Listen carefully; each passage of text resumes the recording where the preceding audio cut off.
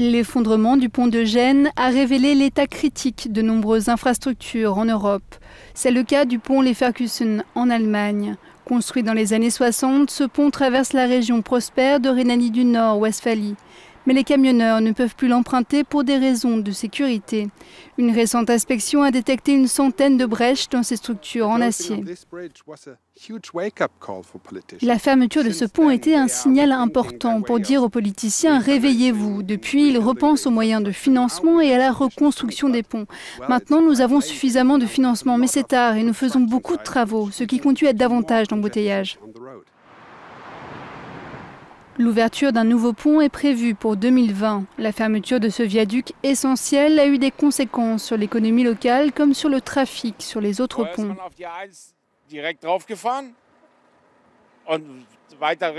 Avant, je pouvais prendre l'autoroute immédiatement. Maintenant, je dois faire tout un tour et je rencontre beaucoup plus d'embouteillages.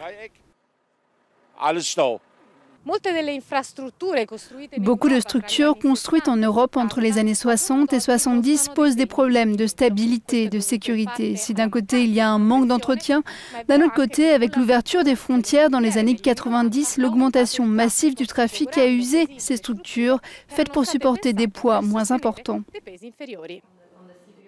Les déficits structurels chroniques sont aussi dus aux techniques utilisées datant de l'après-Seconde Guerre mondiale, selon ce professeur. Il y avait beaucoup de constructions réalisées dans tous les pays européens et le contrôle de la qualité n'était pas celui d'aujourd'hui. Donc c'est effectivement possible que des matériaux de qualité inférieure aient été utilisés.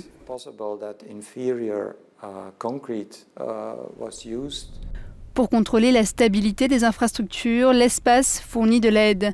Le satellite Leonardo permettra de détecter tout changement dans une structure grâce aux capteurs situés sur le pont.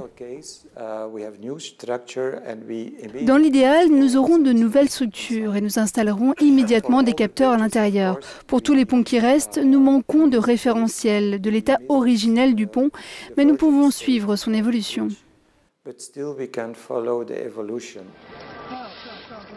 Un mois après l'effondrement du pont de Gênes, les investissements dans les infrastructures européennes semblent plus nécessaires que jamais.